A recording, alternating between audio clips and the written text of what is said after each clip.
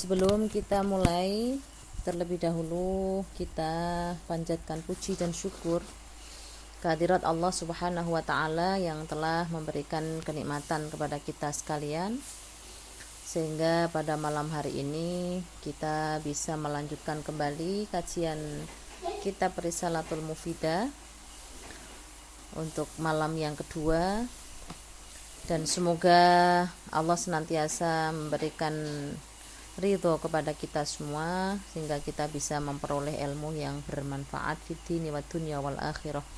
Ala hadhihi wa ala kulli niyatin shalihah. Al-Fatihah.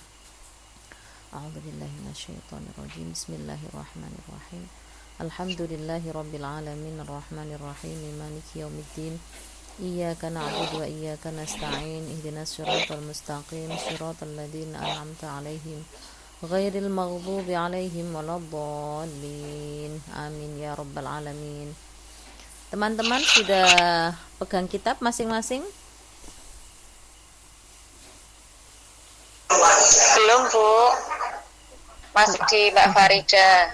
Oh iya, Mbak Hana jauh ya rumahnya, jadi belum sempat COD ya. Oke, nggak apa-apa, disimak aja. Pada pertemuan kedua ini kita mulai masuk pada pembahasan tentang kerahmatan dari Nabi Muhammad SAW sebagai bentuk pemberian dari Allah ya, atau anugerah. Bismillahirrahmanirrahim. Ila hadratin Nabiyil Mustafa Rasulillah sallallahu alaihi wasallam wa ila azwajihi wa dhurriyyatihi wa ahli baitihi wa ila masyayikhina masyayikhina wa man 'allamana wa dhabil huquqil wajibati alaina wa ila talamidina wa khususan ila muallifi hadzal kitab sallallahu alaihi wa afdal barakatihi wa nafa'ana bi 'ulumihi. Al-Fatihah. A'udzu billahi minasyaitonir rajim. Bismillahirrahmanirrahim. Alhamdulillahi rabbil alamin arrahmanir rahim maliki yaumiddin. Iyyaka na'budu wa iyyaka nasta'in. Ihdinas siratal mustaqim, siratal ladzina an'amta 'alaihim ghairil maghdubi 'alaihim waladdallin. Amin. Bismillahirrahmanirrahim. Ar-rahmatu utawi rahmat ya, kasih sayang. Al-muhdatu kang den berikan, yang diberikan. An Abi Hurairah radhiyallahu anhu qala, diriwayatkan dari sahabat Abu Hurairah radhiyallahu anhu qala Rasulullah sallallahu alaihi wasallam, ya ayyuhan nasu innama ana rahmatum muhdatun. Ya, dari Rasulullah bersabda, ya ayuhan nasu, wahai para manusia, innama ana, ya sesungguhnya aku, angin pestine utawi ingsun iku rahmatun, yaitu rahmat muhdatun, yang diberikan. Jadi Nabi Muhammad SAW adalah merupakan rahmat, karunia, anugerah yang diberikan kepada umatnya. Akhrajahu, mentakhrij atau mengeluarkan, Al-Hakim ya, Al-Hakim fil Mustadrak, dalam kitab Mustadrak ya. Anil Miswar bin Makhramah radhiyallahu anhu qala kharaja Rasulullah sallallahu alaihi wasallam, ya keluar atau miyos sapa Rasulullah sallallahu alaihi wasallam ala ashabihi, menemui ya, nemoni maring sahabat-sahabate Nabi. Faqala, mongko dawuh Kanjeng Nabi, innallaha azza wa jalla ba'atsani rahmatan linnasi kaffah. Innallah, sesungguhnya Allah azza wa jalla ya, yang maha agung, maha mulia, ba'atsa, mengutus ni ingsun, utawa Allah telah mengutusku, rahmatan, sebagai rahmat, linnasi, kepada seluruh manusia, ailinasi, kepada manusia, kafatan, seluruhnya. Ini juga sejalan dengan ayat ya, wa ma Muhammadun aba ahadim mir rijalikum walaki Rasulullah wa khataman nabiyyin ya, itu sejalan dengan ayat tadi, bahwa Nabi Muhammad itu bukanlah bapak dari satu kaum saja, Akan tetapi Rasulullah adalah nabi sekaligus rasul ya, yang mengemban suatu risalah dan diperuntukkan kepada seluruh umat manusia. Fa'addu, maka sampaikanlah, anni, dari aku, yarham, maka bakal diberikan rahmat atau bakal merahmati kum, kepadamu semua, Allahu Allah itu. Jadi di sini diberikan satu penjelasan ya, bahwa Nabi Muhammad adalah merupakan utusan Allah yang diperuntukkan bagi sekian alam atau semesta alam. Maka barang siapa yang menyampaikan ajaran-ajaran dari Nabi, maka Allah akan memberikan rahmatnya. Akhrajahu Tabarani fil Kabir wa Suyuti fi Jam'il Jawami. Ya, ini ada di dalam kitab At-Tabarani dalam Al-Kabir, kemudian As-Suyuti dalam Jami'ul Jawami. Ya.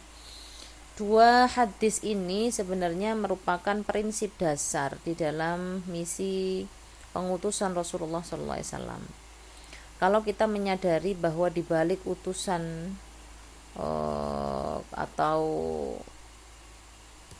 di risalah atau diperintahkannya Rasulullah sebagai pembawa petunjuk, bahwa membawa kabar berita ya tentang semua ajaran-ajaran Islam, maka kita tahu bahwa cara yang ditempuh oleh Rasulullah adalah dengan cara yang penuh dengan kerahmatan ya. Jadi kalau kita lihat misi agama Islam itu yang paling utama ya rahmatan lil alamin itu. Baru setelah itu adalah hadis innama bu'itsu li utammima makarimal akhlak. Jadi dua prinsip dasar dalam ajaran agama Islam itu adalah pertama rahmatan lil alamin, dan yang kedua adalah akhlakul karimah. Dua hal ini harus menjadi semboyan, harus menjadi dasar, menjadi moto bagi kita semua, bahwa di dalam berperilaku itu harus menunjukkan kedua hal itu. Kepada siapapun kita bertemu, kepada siapapun kita berinteraksi, maka seyogyanya dua semboyan, dua moto itu harus termanifestasikan dalam perbuatan-perbuatan kita. Jadi setiap yang keluar dari kita adalah bagian dari dakwah Islam gitu. Kalau kita melakukan satu kebaikan, maka orang lain ketika melihat kita mempraktekkan agama kita secara benar, maka penilaian terhadap agama kita juga menjadi benar. Karena agama itu tergantung pembawanya, tergantung siapa yang atau pengikutnya. Kalau agama ditampilkan dengan kasar, tidak dengan kelembutan, maka yang dinilai oleh banyak orang yang tidak mengenal kita ya seperti itu. Jadi ini adalah dua hal yang sangat penting ya teman-teman dalam kita bersikap. An Jabir bin Abdullah radhiyallahu anhu qala an-nabiy sallallahu alaihi wasallam, innallaha lam yab'ats, sesungguhnya Allah tidak mengutusku, Allah yang lam yab'atsni, tidak mengutusku, mu'annitan, dalam keadaan menyusahkan. Jadi sesungguhnya Allah tidaklah mengutusku dalam keadaan menyusahkan.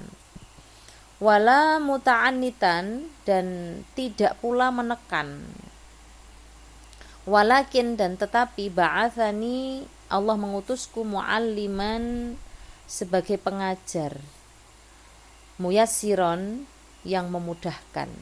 Nah ini mungkin jarang kita temui ya hadis-hadis semacam ini ya.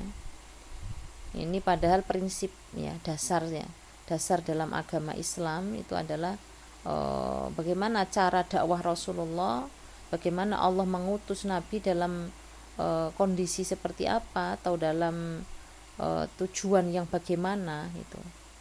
Karena mengajak itu memang harus disesuaikan.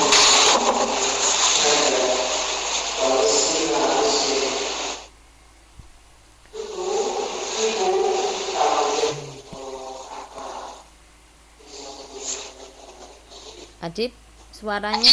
Suara.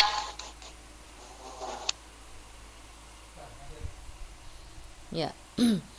Jadi innallaha lam yab'atsni mu'annitan wala muta'annitan walakin ba'atsani mu'alliman muyassiron. Nabi Muhammad adalah sebagai guru bagi manusia, guru bagi kita semua yang menunjukkan kebenaran, yang menunjukkan kecerdasan ya. Kemarin ada wassalatu wassalamu alal mustafa muallimin nasi al khaira war rusyda. Kemudian wahadil basyariyah ila rahmati wal haqqi. Kemudian wa mu'annitun ay mutasyaddidun. Arti dari mu'annit adalah mutasyaddidun, yaitu menyusahkan atau memberatkan ya, memberatkan. Allah tidaklah mengutusku dalam keadaan memberatkan atau menyusahkan. Makanya agama Islam itu agama yang samhah ya. Ad-din as-samhah itu agama yang kalau tasamuh itu kan toleran ya, penuh dengan ya, kita harus melihat situasi, kondisi, keadaan gitu ya, supaya tidak memberatkan. Karena ya agama itu diperuntukkan untuk mengatur keselamatan manusia, untuk kebaikan manusia. Maka kita harus memahami bahwa inti dari agama itu adalah ya memudahkan gitu. Kemudian wa muta'annitun, dan yang dimaksud dengan muta'annitun adalah man, yaitu orang, ya'ti, yang mendatangkan bil masyaqqati, dengan kesusahan. Jadi mu'annit itu adalah orang yang mendatangkan kesusahan bil nasi, kepada manusia, kesusahan atau kesulitan ya. Nah, ini tentu ya menjadi satu pemahaman yang penting bagi kita semua, bahwa di dalam menjalani kehidupan kita ini tentu kita ditemukan kepada individu atau mungkin kelompok atau mungkin orang ya, yang berbeda-beda dengan urusan yang bermacam-macam. Dan setiap saat itu kadang-kadang ujian atau cobaan itu bisa berasal dari mana saja. Kesulitan itu bisa berupa apa saja ya. Dan potensi orang yang paling mungkin bisa menyakiti kita, bisa menguji kita, bisa memberatkan kita, itu ya orang terdekat kita sebenarnya. Tidak mungkin orang menyusahkan kita, orang yang jauh-jauh. Jadi yang paling berpotensi menyakiti, memberatkan atau menyulitkan itu ya orang-orang di sekeliling kita. Sementara siapa orang-orang yang ada di sekeliling kita? Yang paling dekat dengan kita ya keluarga. Biasanya seperti itu. Ini kan ironis ya. Mestinya keluarga itu adalah menjadi bagian yang kemarin saya bilang saling menguatkan ya, karena prinsip kita adalah kemanfaatan begitu. Tetapi tidak jarang memang kesulitan-kesulitan itu dilewatkan gitu ya, lewat dari orang-orang yang terdekat dengan kita. Kalau seorang suami ya mungkin kesulitannya dari istrinya. Kalau seorang istri ya mungkin ujian beratnya dari suaminya, atau bahkan dari orang tuanya. Dan itu banyak sekali, saya temukan banyak sekali yang begitu itu. Orang bermasalah dengan orang tuanya, orang bermasalah dengan adiknya, bermasalah dengan suaminya, bermasalah dengan istrinya, itu banyak sekali gitu. Dan ini hal-hal yang biasa kita temukan sebenarnya gitu. Kalau kita tidak menyadari bahwa setiap cobaan yang datang ke kita melalui siapapun, melalui apapun, itu adalah bagian dari izin Allah ya, bagian dari yang sudah diperkenankan oleh Allah, maka biasanya kita akan mengeluh. Biasanya yang muncul dalam diri kita itu adalah tidak ikhlas ya dalam menerima itu semua, kemudian menghujat. Kenapa kok begini, kenapa kok begitu, dan lain sebagainya. Itu biasanya seperti itu gitu. Tapi kalau kita menyadari bahwa semua yang terjadi dalam diri kita ini adalah wujud dari sebenarnya tajalli dari sifat-sifat Allah sebenarnya ya. Karena Allah itu maha kuasa, artinya maha kuasa membuat kita seperti apapun gitu. Jadi saya tuh sering katakan begini ya, terutama karena ini momennya puasa ya. Puasa itu kan bagian dari tazkiyatun nafas ya, kita membersihkan diri kita. Kalau dari Al-Ghazali itu tahapan-tahapan dalam tazkiyatun nafas itu kan ada 3 ya. Yang pertama adalah takholli. Takholli itu membersihkan diri dari kotoran-kotoran, dari dosa-dosa gitu. Kalau kita mau sampai pada tahapan tertinggi itu pertama harus caranya taubat gitu, membuang semua yang menempel dalam diri kita. Karena hati manusia itu ya kalau sekali berbuat dosa akan diberi tanda nuktatan ya. Diberikan tanda 1 titik hitam itu, sauda yang ada di dalam hati kita. Nah, kalau banyak titik-titik yang ada dalam hati kita, maka basiroh kita itu akan tertutup. Karena hati itu kan ada basirohnya ya, ada penglihatannya, ada mata batinnya, kalau disebut mata batin. Semakin banyak titik-titik yang ada dalam hati kita itu, maka lama-lama akan menutupi basiroh manusia. Ya, ada basirotul qalbi, ada basirotul fuadi, ada basirotul sirri. Nah, itu tahapan-tahapan ya yang ada dalam hati manusia. Karena sejatinya manusia itu yang paling dominan sebenarnya itu adalah rohnya, yang mengendalikan semua itu ya rohnya itu gitu. Yang mengendalikan itu ya hatinya. Jadi kalau hatinya baik, hatinya bersih, maka yang termanifestasikan dalam perbuatannya ya kebaikan gitu. Itu yang pertama ya. Jadi tahapannya adalah kita buang dulu kotoran-kotoran yang nempel di hati kita itu. Karena sekali manusia itu berbuat dosa, dia akan ada tanda titik begitu.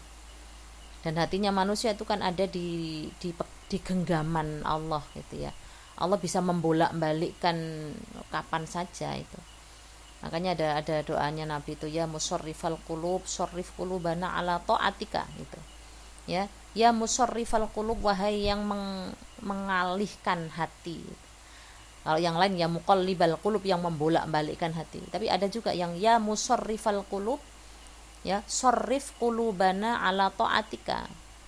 Ya Allah, alihkanlah hatiku ini hanya dalam ketaatan kepadamu. Nah itu ya.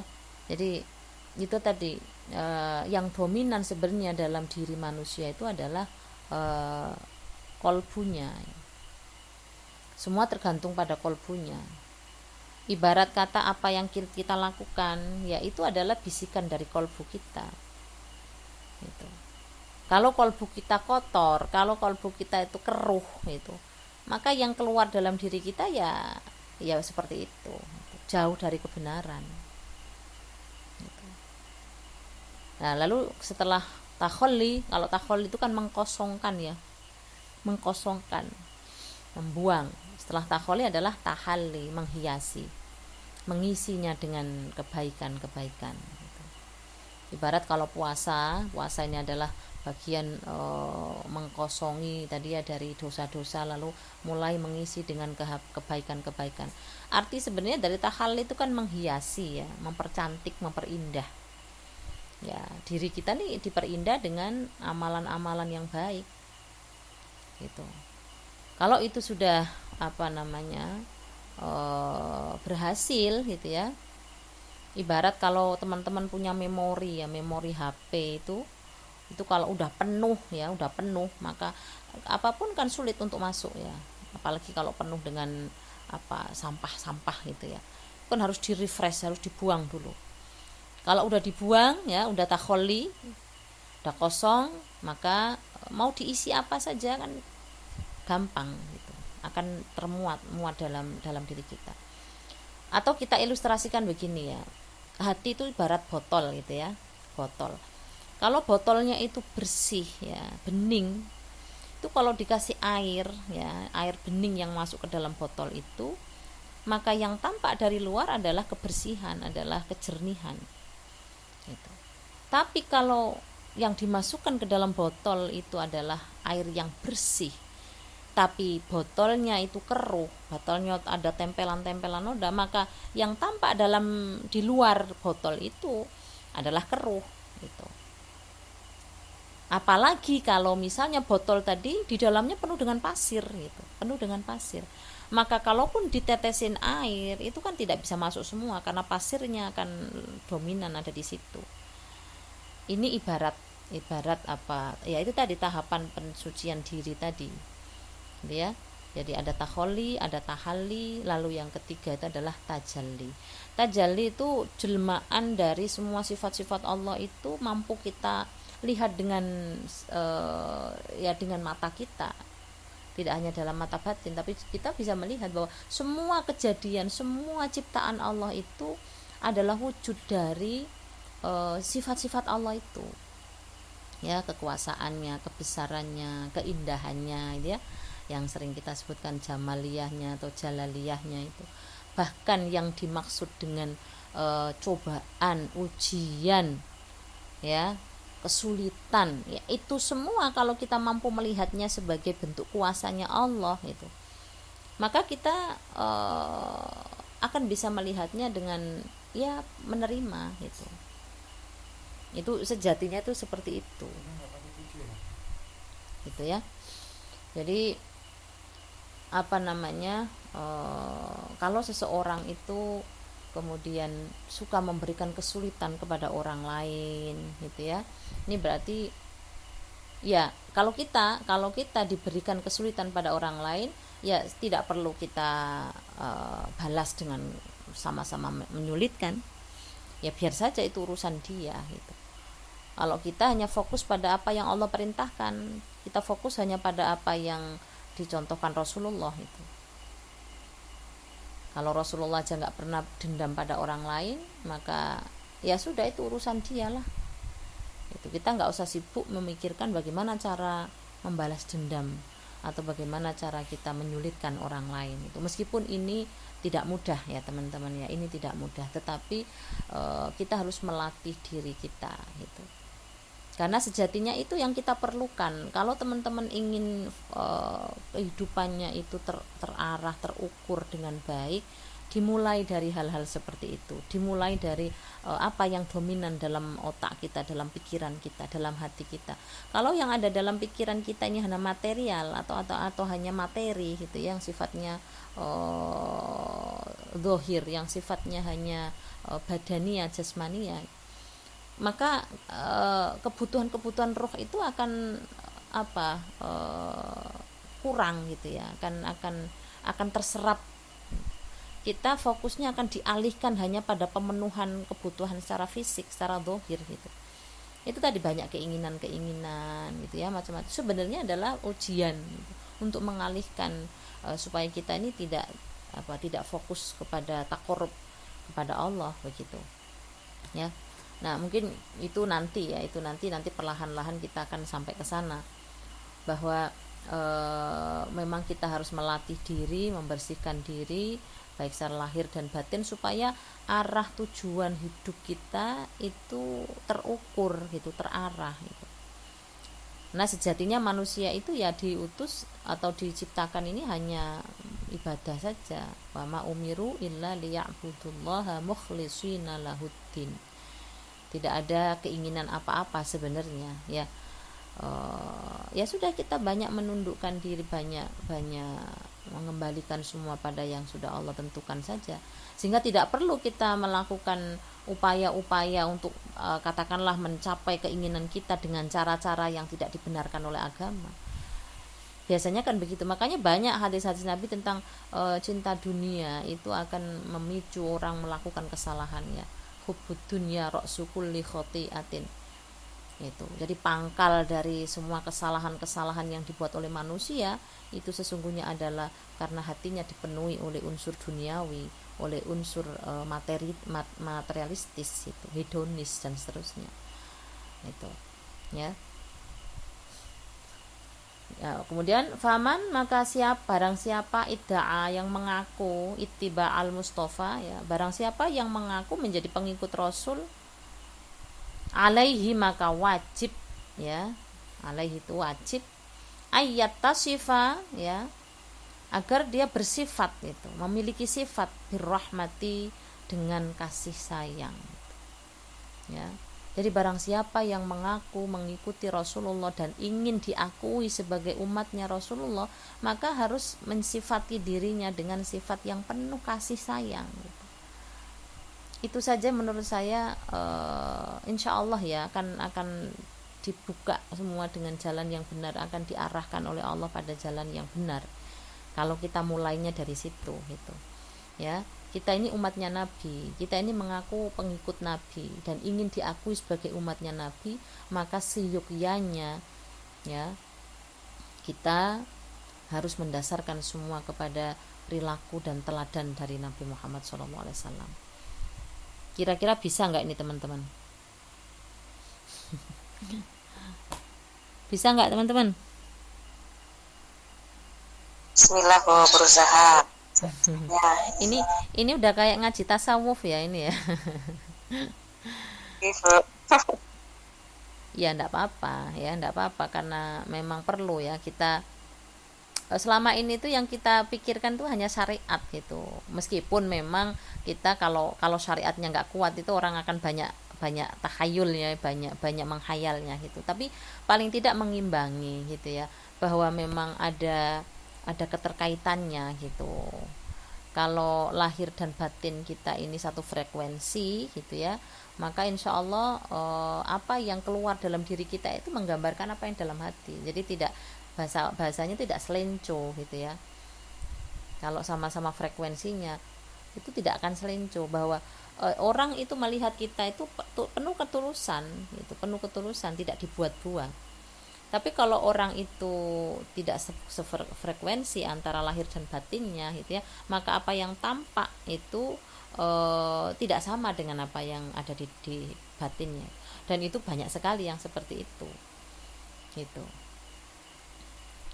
ya. Niatnya baik, mungkin dia baik gitu ya, tapi karena yang di dalam hatinya ini tidak baik, ya jatuhnya tidak baik gitu. Dan itu tidak berkah, yang begitu itu tidak akan mendatangkan keberkahan yang seperti itu ya. Jadi ini yang perlu digarisbawahi, famanid da'a ittiba al mustafa alaihi ayat tasifa birrahmati, barang siapa yang mengaku menjadi pengikut Rasul maka dia harus mensifati dirinya sebagai penyayang gitu.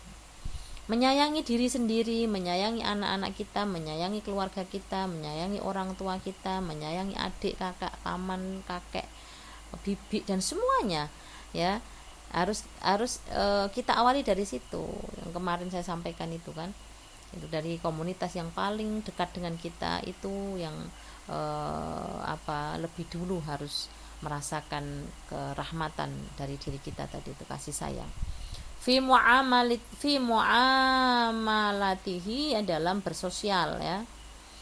Nah itu apalagi di tengah masyarakat yang luas gitu, binasi, dengan manusia, wafi da'watihim, dan di dalam mengajak ya, di dalam mengajak ilal haqi, kepada kebenaran, duna tasyaddudin, tanpa memberatkan, wala ghildotin, dan tanpa kekasaran atau kasar.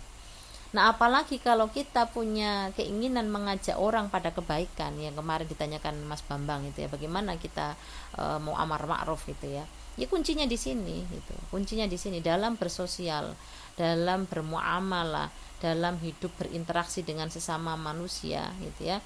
Maka kita harus mengajaknya dengan kebaikan ya, dengan cara yang benar ya, bukan dengan cara yang kasar maupun tasyaddud itu memberatkan. Itu kuncinya, itu jawaban untuk Mas Bambang kemarin ya. Jadi lakukanlah ajakan-ajakan kebenaran itu dengan tanpa memberatkan dan tanpa pemaksaan gitu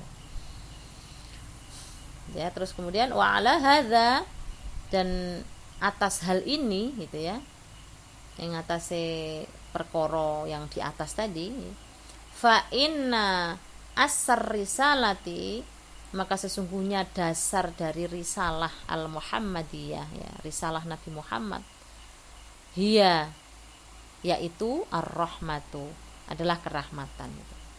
Jadi sebenarnya prinsip dasar dari risalah Kanjeng Nabi Muhammad SAW adalah rahmah itu sendiri, gitu ya, kerahmatan itu sendiri. Nah, ini menjadi dasar dari Islam yang rahmatan lil alamin, dakwah yang rahmatan lil alamin itu ya ini dasarnya gitu. Kalau ada orang menghujat bahwa itu apa aliran baru dan sebagainya, ya biarin aja gitu, ya biarin aja.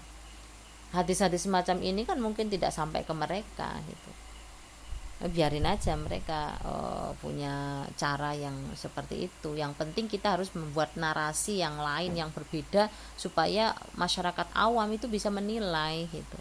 Kan kita nggak perlu menyerang orang-orang seperti itu, musproh gitu ya, nggak ada gunanya, hanya buang tenaga, hanya ngabisin waktu.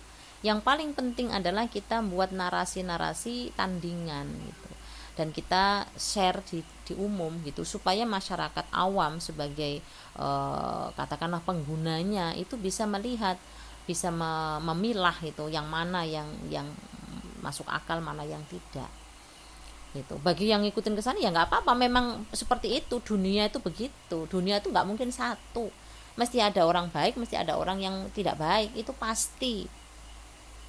Sepanjang sejarah hidupnya manusia itu ya, dari zaman dulu sampai zaman sekarang itu memang sama saja ya, hanya berulang-ulang. Yang berubah itu hanya fisiknya, yang berubah itu hanya casingnya, tapi jeroan-jeroan itu termasuk itu ya hanya apa, ibarat kayak titisan gitu ya. Tinggal kita mau pilih yang mana, titisannya siapa. Dari mulai Nabi Adam ya, ada Qabil, ada Habil, itu kan contoh yang sudah luar biasa, ibarat yang sudah luar biasa. Antara Qabil dan Habil itu kan saudara ya, tapi saling berkompetisi ya, satunya pakai cara yang baik, satunya itu sudah sunatullah yang begitu itu gitu. Jadi kita tidak perlu kemudian menghabiskan tenaga untuk menyerang orang-orang yang punya pandangan yang berbeda dengan kita ya, tapi kita harus buat narasi yang berbeda, yang lebih ramah, yang lebih santun, yang lebih mengedepankan persuasi gitu ya. Itu biarkan nanti alam yang melihat gitu. Jadi kuncinya di situ teman-teman. Kalau kita mau amar ma'ruf nahi mungkar, itu kuncinya di situ ya. Kan kita ini hanya kewajiban tabligh, kita kan hanya kewajiban menyampaikan saja. Untuk urusan sampai atau tidak yang kita sampaikan kepada orang itu Allah, itu hidayahnya sampai ke dia apa enggak urusan kita gitu. Makanya kita mau ngajar apa, mau bagaimana itu enggak pakai mengeluh itu. Mau mahasiswanya bagaimana, mau muridnya bagaimana, ya seperti itu gitu. Itu urusan per individunya gitu. Ya. Makanya kemarin ada yang kelas mana saya lupa ya, minta maaf itu ya. Kenapa minta maaf itu, nggak apa-apa, itu kan urusan pribadi anak-anaknya atau mahasiswa. Kalau saya itu ya nggak ada masalah dengan itu gitu. Yang penting saya sudah menyampaikan apa yang jadi kewajiban saya, dan saya bahagia dengan itu, tidak ada yang salah dalam penyampaian saya gitu ya. Urusan misalnya mahasiswanya mungkin seperti apa, ya itu urusan dia dong gitu, itu urusan dia ya. Jadi tidak ada urusan secara langsung dengan saya, karena itu tadi ya, ilmu itu kan diperoleh melalui tahapan-tahapan tertentu gitu ya.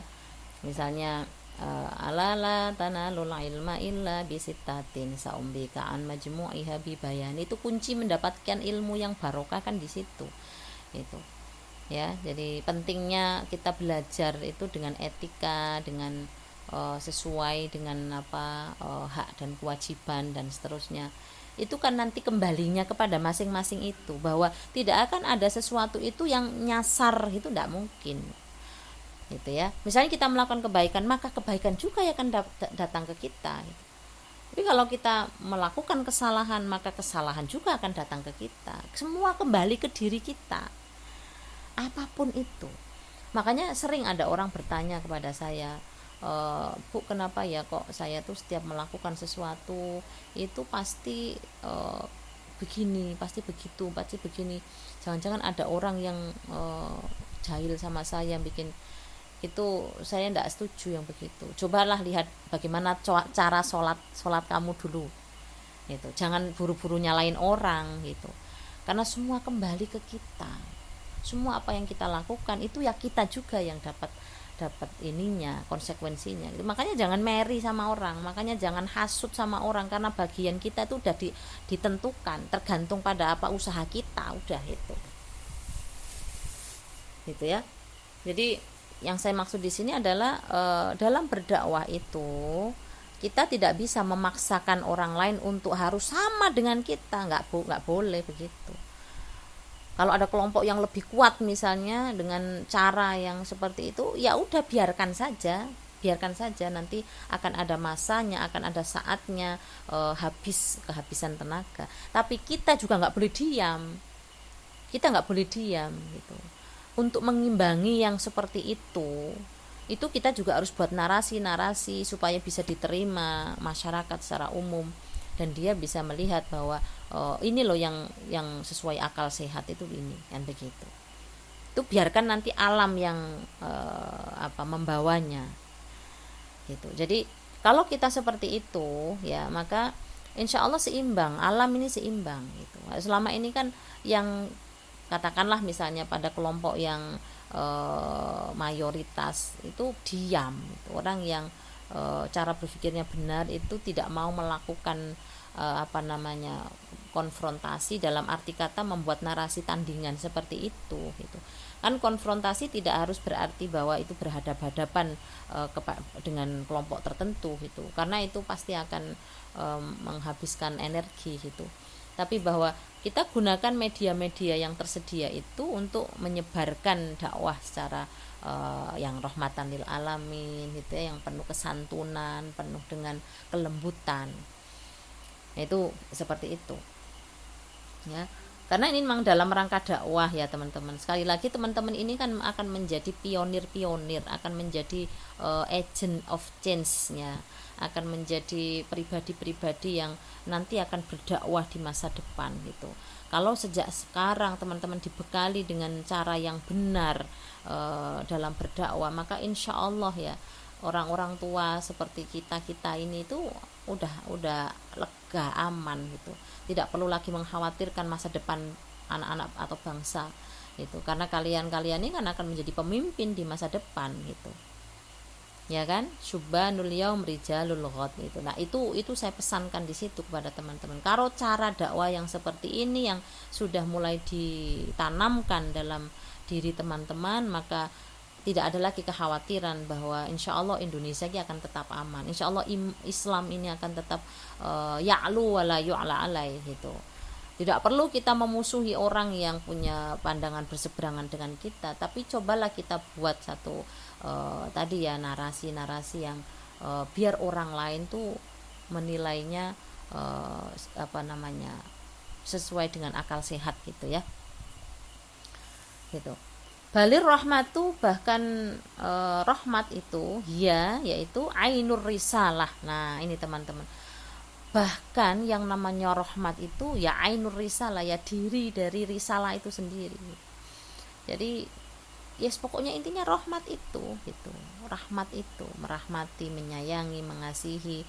Dan rahmat itu kan nanti wujudnya bisa macam-macam ya, bisa persaudaraan, bisa keadilan ya, penegakan hukum yang benar, kemudian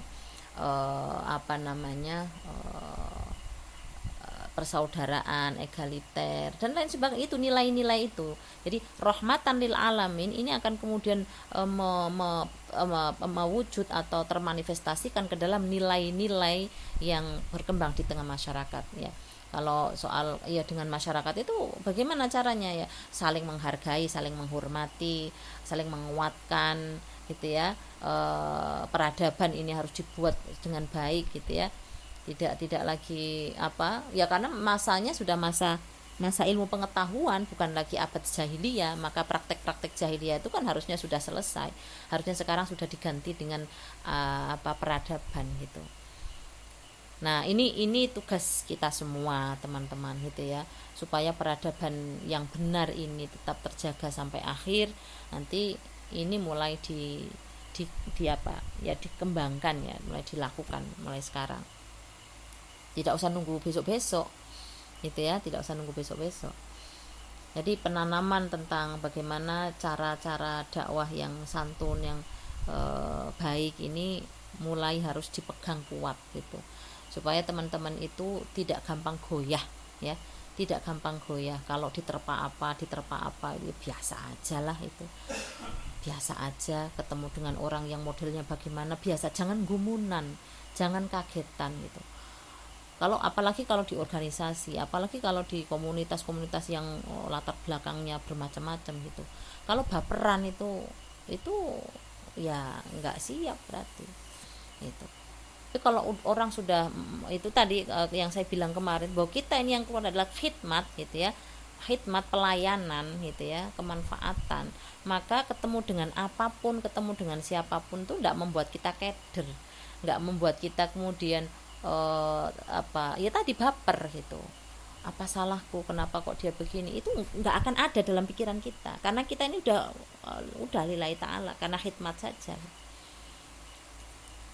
Tapi memang tidak mudah gitu ya, orang itu kan masih labil dalam pikiran. Makanya yang menjadi musuh utama itu sebenarnya dirinya sendiri gitu, karena tidak mampu mengalihkan rasa sakit dan lain sebagainya itu dalam dirinya gitu, sehingga itu yang merongrong dirinya gitu, sehingga tidak bisa fokus ke yang lainnya.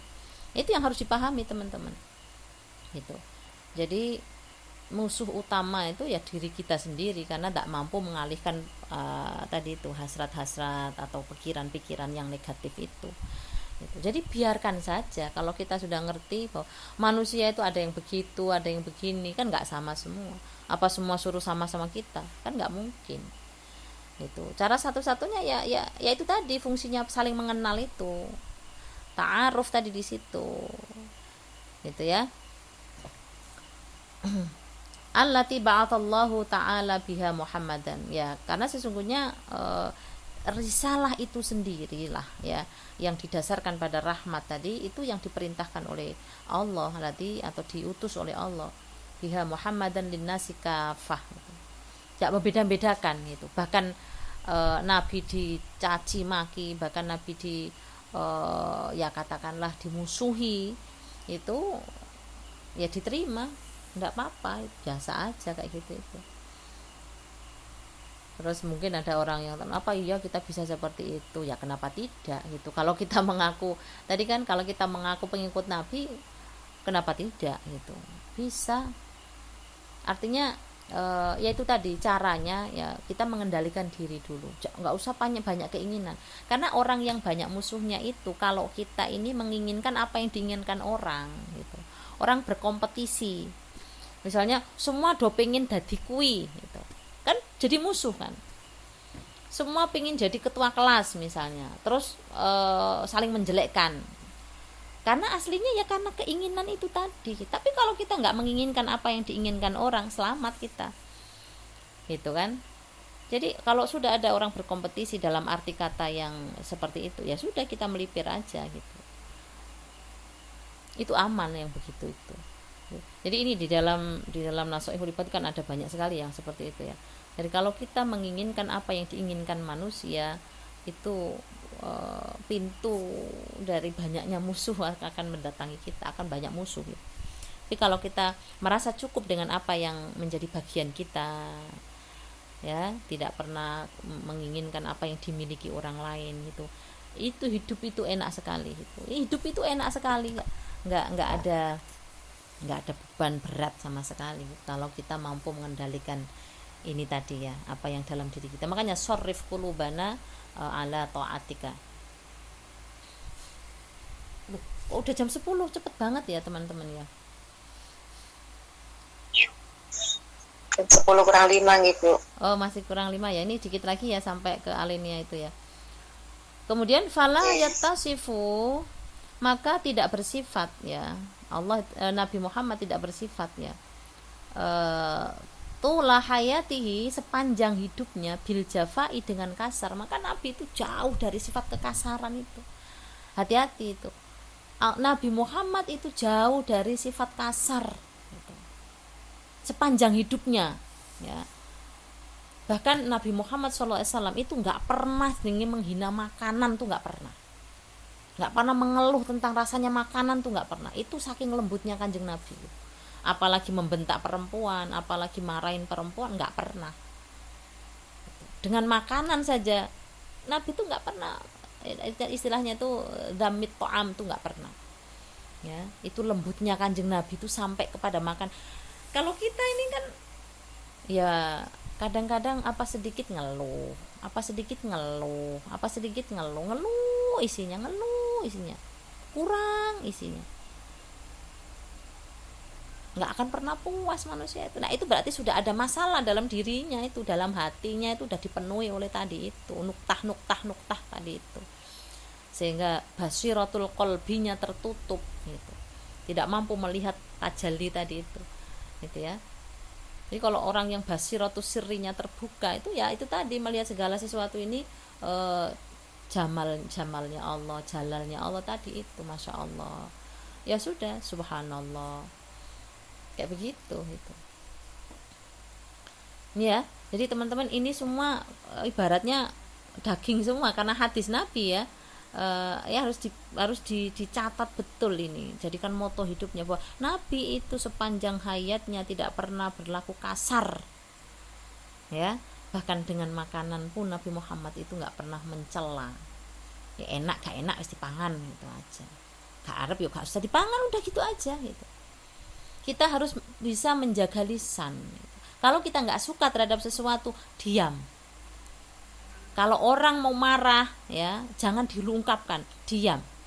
Makanya kan Nabi pernah ditanya kepada seseorang, ya Nabi berikan aku satu kata ya yang aku tidak akan tanya lagi kepada siapapun itu. Kata Nabi apa? La taghdab. Terus tanya lagi, ya Nabi berikan aku satu kalimat yang aku tidak akan tanya lagi kepada orang lain. Apa Nabi bilang? La taghdab. Jangan marah. Karena marah itu akan bisa menguasai pikiran kita. Orang tidak akan lagi bisa rasional kalau dia dikuasai kemarahan. Gitu. Makanya itu tadi, kalau orang mau mengaku pengikut Nabi, dia harus ngikutin, mensifati dirinya dengan sifat kerahmatan. Dan siapa yang harus kita tunjukkan kepada siapa? Pada sesuatu yang ada di sekeliling kita, pada orang-orang yang ada sekeliling kita. Ya, orang tua kepada anaknya, suami kepada istrinya, anak kepada bapak ibunya, pada saudara-saudaranya, itu gitu. Ya. Jadi sepanjang hayatnya Nabi Muhammad itu tidak pernah berbuat kasar, wasyiddah, dan tidak pernah kasar ya, dia tidak pernah kasar, wa ghildatul qalbi, dan tidak pernah keras hati. Nah ini, jadi semua orang tuh tergantung pada hatinya. Kalau dia tuh lisannya ngomong apa, itu gambaran hatinya, cerminan dari hatinya. Seperti yang saya bilang tadi, kalau botol itu keruh, mau dimasukin air yang bersih sekalipun, yang tampak dari luar ya kekeruhan gitu.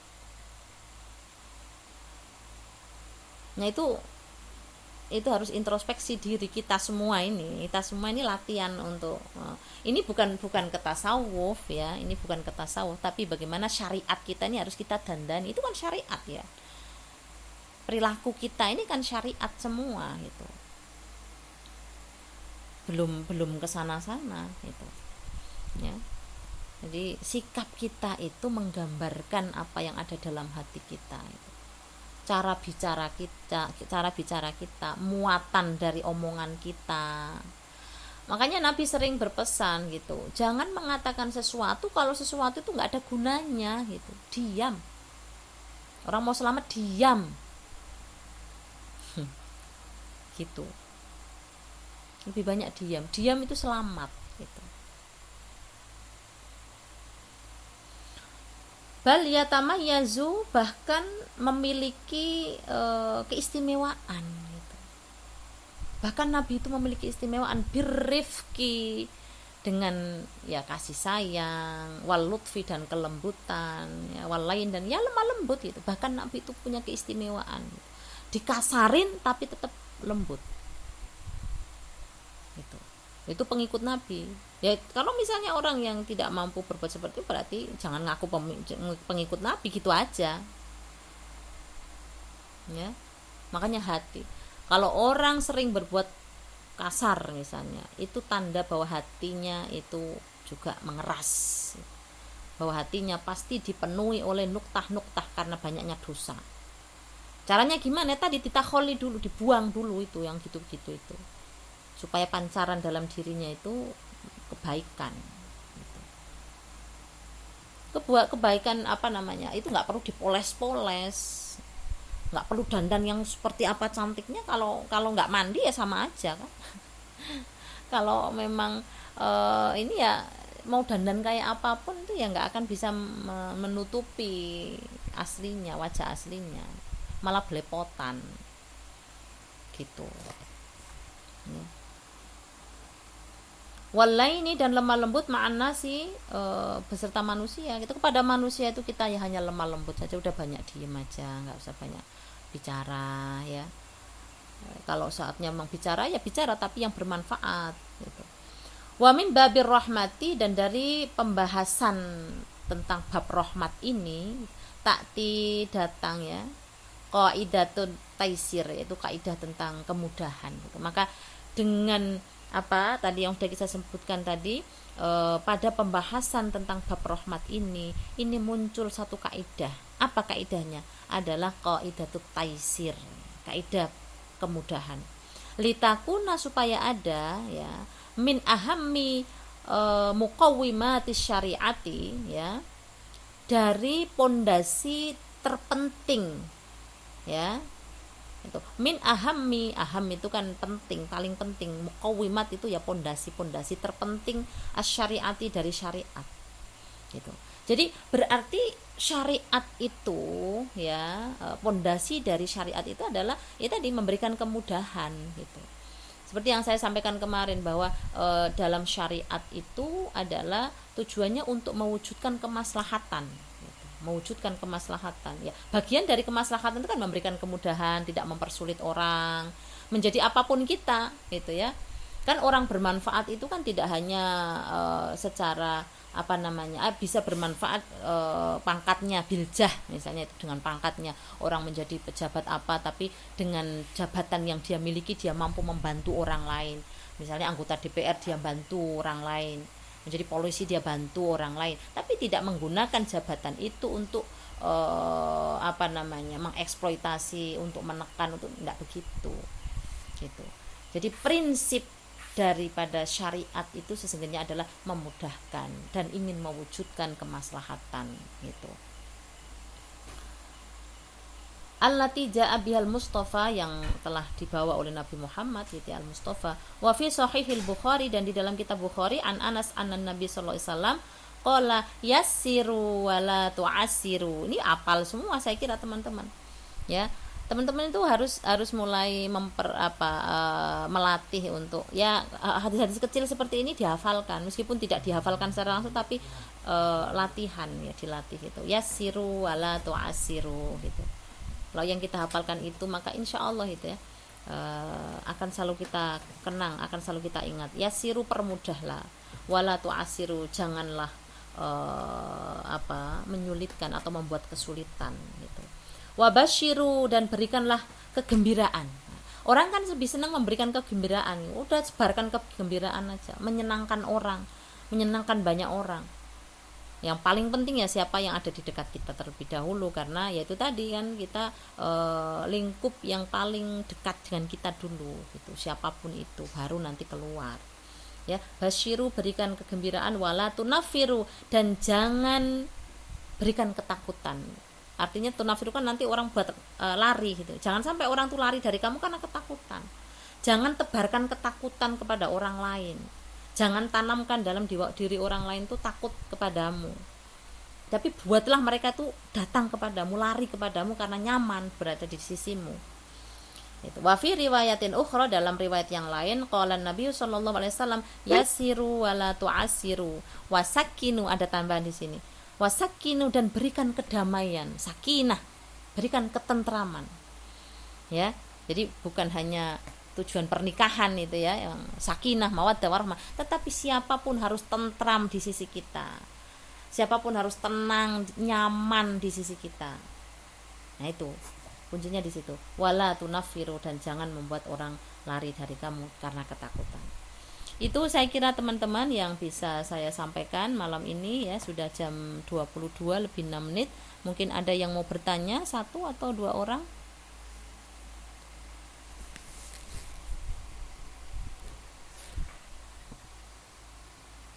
Apakah suara saya jelas tadi teman-teman? Jelas, Bu. Jelas Bu. Jelas Bu. Mudah-mudahan teman-teman bisa menangkap, bisa mencerna, bisa memahami apa yang saya sampaikan dalam rangka belajar. Ya, saya juga masih belajar gitu. Jadi tidak akan ada yang sia-sia kalau kita niatkan kebaikan gitu, ya. Jadi tidak urusannya tidak pada nilai apa, enggak ada itu. Enggak ada. Saya enggak pernah mikirin soal nilai, soal apa itu. Nilai itu sebenarnya adalah teman-teman bisa menilai diri kalian sendiri. Sepantas apakah kalian mendapatkan nilai apa? Mau minta berapa tak kasih. Itu. Selama teman-teman tuh mampu menakar bahwa saya pantas diberikan nilai sekian. Bisa enggak teman-teman seperti itu? Tidak bisa, Bu. Oh, enggak bisa.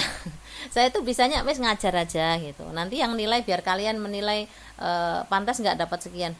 Kadang-kadang kita menilai orang itu kan gimana ya, susahnya tuh di situ gitu, karena parameternya itu kan setiap orang beda-beda sebenarnya ya. Kalau saya itu kan menilai orang itu ya pada baiknya gitu, pada tidak hanya pada akademiknya gitu ya, tidak hanya pada pemikirannya, tetapi juga pada cara-caranya, pada ya ibarat afeksinya, sikapnya, dan begitu itu.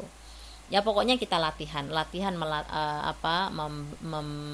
melatih diri untuk lebih lembut dalam bersikap, bertutur ya, dan insya Allah itu akan membawa kita pada ketenangan jiwa ya, pada nafsul mutmainnah. Itu begitu.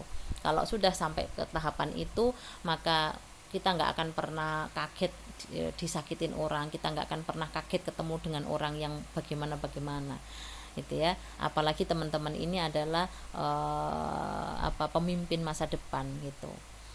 Itu saya kira. Kalau tidak ada pertanyaan ya kita cukupkan. Ini di daftar hadirnya di foto teman-teman biar untuk kenang-kenangan ya. Malam ini berapa orang yang hadir ya? Berapa orang ini yang hadir? 16. Ya. Mudah-mudahan teman-teman nggak bosen ya. Mungkin kalau nggak setiap hari gitu biar nggak bosen, atau bagaimana teman-teman? Bu, kalau misalnya model baca kitabnya pakai ala-ala utawi iki gimana, Bu? Boleh nggak apa-apa. Biar kodimi solehnya dapat.